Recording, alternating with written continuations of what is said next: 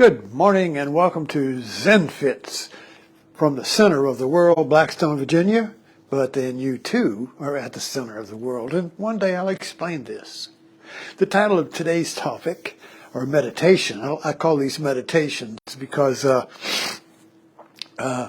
they are really an inquiry into an idea in real time. So I'm not like all settled on what this is going to be. I mean, this talk is an inquiry. I'm looking at it and inviting you to look at this question together. And the meditation today is the seeds of doubt. Do we water them? How do we not let them get planted? How do we become Teflon and let these seeds just not stick? You see, because when a seed of doubt sticks, it grows like a cancer, infects everything. You know. So what are these seeds of doubt? And Buddhism, the legends of Buddha, the teachings of Buddha when he awakened are these stories, are very profound, and they're teaching whether they're not literally true, but they are true. So one of the biggest stories or legends is when Buddha awakened, and he was attacked by Mara, M-A-R-A. Of course, Mara is kind of like in Christianity would be the devil, but there are no devils in Buddhism, so it's your own mind. Mara is the self-reflecting mind. Mara there were three weapons. I think they were called the three sisters. I'll call them the three sisters: fear, desire, and doubt. So when Buddha was awakened, Mara came and attacked him with armies, of ferocious armies, and shooting arrows, and the arrows just fell like flowers. And then he sent the desire and the strip teasers and eroticism and all, and they all just I don't know whether they forgot. The Buddha just sat. He wasn't moved, But then Mara sent doubt. And who do you think you are awakened? I mean, what authority you have here? How can you assume you're awakened and all that? The seeds of doubt, and so Buddha just pointed to the earth. He was sitting on the ground, and he touched the earth. And the tree of life above burst into flowers and all that stuff. But the point was, the Buddha just sat. The Buddha wasn't moved. He just sat, So let's take that teaching right there. It's very profound because it comes out in a lot of the Zen koans. One, for instance, the non-Buddhist, a layman, came and asked the Buddha, said, "Don't give me a teaching with words and don't give me one with non-words." In other words, don't just tell me something and don't just not tell me something. And the Buddha just sat. And the non-Buddhist bowed and was awakened. Anyway, the Buddha just sat. And another one, probably more famous than that, it's not a koan, but when the Buddha came to give a talk at Vulture Peak, I think, one of these places, and there were thousands of monks there, and the Buddha just sat there and raised a flower. And everybody was questioning, well, what is he doing? He's supposed to give a talk. Where is his lecture? I don't understand this. What's he doing? Why isn't he speaking? And one monk, Kashyapa, smiled. And the Buddha handed him the flower. And of course that was legend in the legends. That is the beginning of Zen. There's a transmission there. But the Buddha just sat. He just held up a flower. So how does this relate to our topic here? the seeds of doubt. We can see these seeds of doubt planted all the time in our life, in your everyday life. When you're in operation with families or friends, will come in. If you're doing something, be careful now, or don't drop it, or don't cut yourself, or be good. Even when you meet somebody on the street, they may, a friend, is saying, and they'll say, "Have you been good?" And of course, you usually respond by no, I've been bad, or whatever, because it's such a stupid thing. But anyway, have you been good? But that goes back so deep. I mean, you watch children, watch the parents with children. Watch out.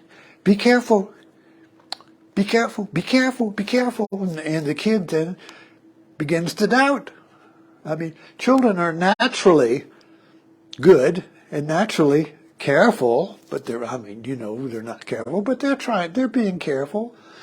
But when you scream at them or yell at them or plant that seed unnecessarily, usually, I mean, it doesn't mean don't tell your kid to be careful when they're doing something dangerous, but the point is, it plants an intervention, I believe, looking at my own experience, it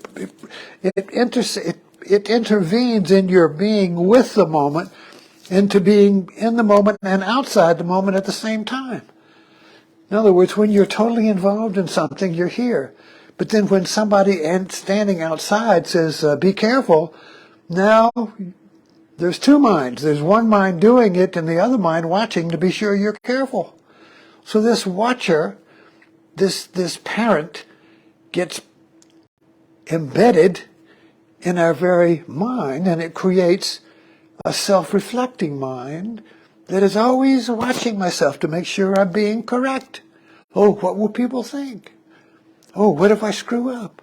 Oh, you see, so it interjects, it intervenes, and splits the mind into a self-watching or self-reflecting mind, which is like a parent watching to make sure you're doing it correctly. Arms crossed, And so that becomes, and this is a cultural thing. I mean, culture is a fishbowl, if you like to. I love that metaphor. Culture is a fishbowl that shapes the water of the fish that swims in it. So if your fishbowl is square, you're going to swim in a square mind, but you won't be able to see that mind when you're swimming in it. But something's wrong. There's some boundary here. There's some hitch in it. There's something is constantly separating my mind into two minds, and you blame other fish or a school of fish or something. But we don't see the bowl.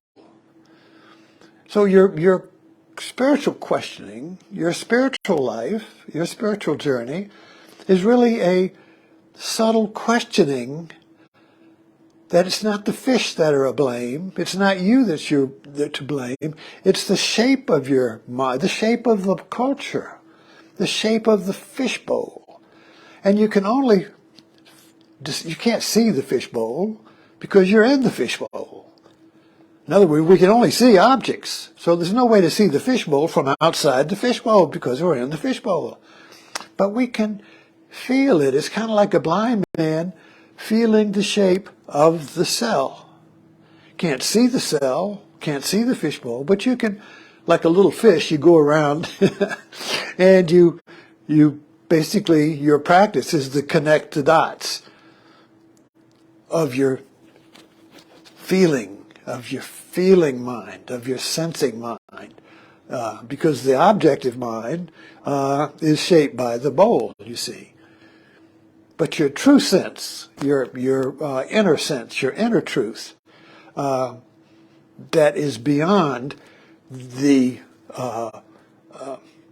doubting mind, that is beyond the culturated, the conditioned mind, your true nature can sense the bowl. And when you sense the bowl, finally, you know the bowl. You just know. When you're outside of the fishbowl, you're not really outside of it, but you see through it. So a knowing is awakened that just knows what's true without really having to have it all mapped out with evidence. You just know. So you just know you're okay. And this is, in Zen, it's called the awakening of faith. Not faith in something, not belief in something, but faith in knowing. And this is called Buddha nature. And this is the Buddha just sitting. You see. So the Buddha just sat. The Buddha just knows. The Buddha just knows, And so these Buddhisms and legends and all, they really are reflections of you.